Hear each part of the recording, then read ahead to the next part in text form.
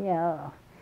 Well, in our bedroom was our bedroom, our bed, and Terry was still having to sleep in the, I don't know, I can't remember if he couldn't still have been in the crib. I can't remember. Anyway, we all piled into that one little bedroom, and not only then a tiny, tiny kitchen, and still we had to have receptions for the students when Daddy had recitals. I don't, you wonder, how did you live through all of these? I have no idea. Now the parents do the recitals. Yeah, no, but they didn't in those days. Yeah. And what's more, we could hardly afford to pay for the food. But, and then in the fall, you always had to entertain your, oh, now I can't think of what you call the students. Advisees. Daddy had to have advisees. And you always had your advisees come to your house the first week. And I remember having them down in that little apartment and deciding that I'd let them cook their own food, and they got a big kick out of that, but how we did it. Had to set up a table in the living room because the kitchen was too small.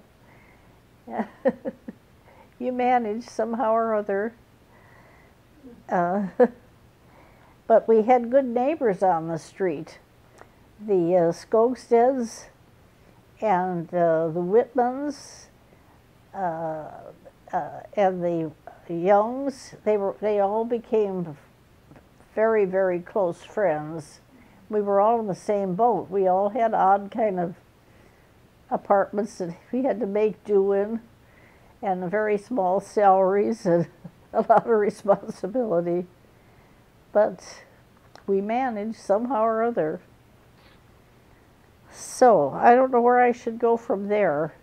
Well, we lived there on in that little apartment until finally we had to move from there. We got an apartment on 3rd Street, and it was across the street from St. John's Church, and that was the house that the fellow who had been killed in the Jesse James raid, it was a house that he had lived in. And it had no central heating. We had to have space heaters. And that wasn't much fun with our family. And you boys had a bedroom that had no heat in it, really. We just had these space heater in the living room and one in our bedroom, I think it was. And your bedroom was down the hall, and that was a pretty cold room. I don't know how you kids managed. But anyway, while we were living there, I became pregnant with Barb's. And the night that Barb's was born was a very snowy night. And Auntie Ruthie had moved to Northfield at that time. Already? Huh? She had met Roger, but she wasn't just sure he was the one she wanted to marry. So she decided to come to Northfield to look for a job and stay here for a while and see if the romance would last if they were separated for a while. So we called her in the middle of the night when I had to go to the hospital, and she came and stayed with you 2 kids. Well, I went to the hospital and Barb's was born.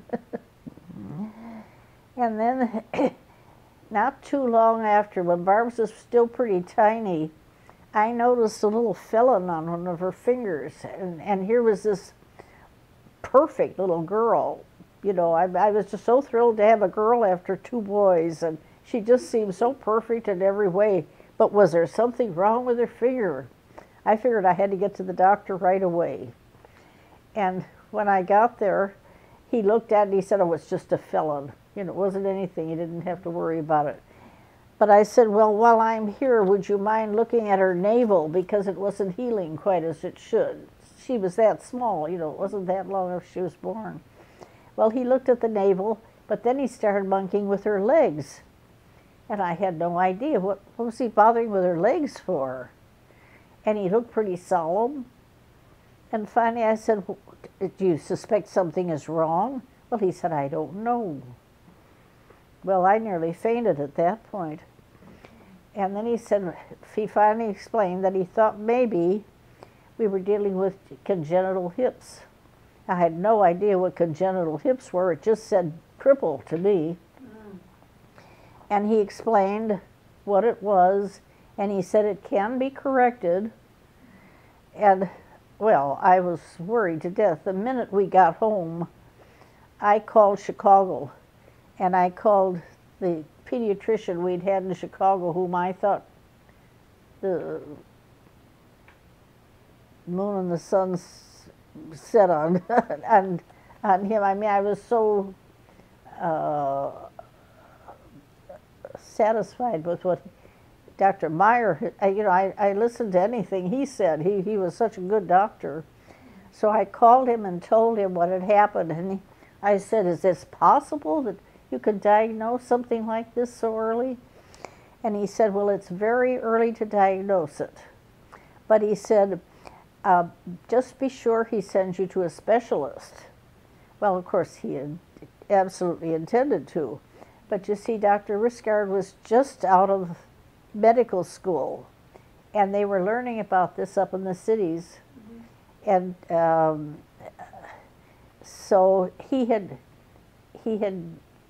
the doctor that he had worked under had seen ways that you can see where the creases are in the legs and the buttocks and so forth. That indicates a possibility of congenital hips. And we were very lucky that he discovered it so early. Amazing. But the doctor he sent us to put her in this, what they call the Dennis Brown splint. And it meant that Barb's had to have shoes on all the time, and this splint was connected to her shoes. But while she was lying in the crib, every once in a while, one of those splints would, one of the fastenings on the shoe would come off, and then her leg would turn up, and I thought, that's not doing any good. So again, that's the time that I took you 3 kids on the airplane. We made our first flight to Chicago. But again, we went to see Dr. Meyer and to have him to suggest orthopedic people to see in Chicago. And Aunt Lyon, too, knew of a good orthopedic man, so between them we saw 3 different orthopedic doctors. One said it was a left hip, which the man up in the cities had said. The other doctor said, no, it's the right hip. And one doctor said, no, it's both hips. So we asked each doctor if they could suggest a doctor in Minneapolis or St. Paul. And then each one gave us a list of doctors. And we looked for the list that had the same name on it. You know, the same name on all lists. And that's the one we got in touch with. And we were very fortunate. We did find just the right doctor. He was wonderful with Barb's.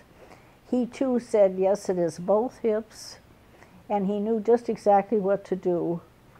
And it wasn't long before he had to put her in this plaster cast from her armpits to her toes. And that was... How long? That was really pretty hard. Well, she was in the cast for 3 months, and then they had to change the position. So they had to put her to sleep again and take off the cast and change the position and put another cast on. So she was in it for 6 months all told. Yeah. But carrying her around in that house, that house where this fellow had, you know, it was such an old house with no central heating, and it wasn't an easy situation, but you live through things. But then we bought our house on Manitou Street, and that helped an awful lot in many different ways.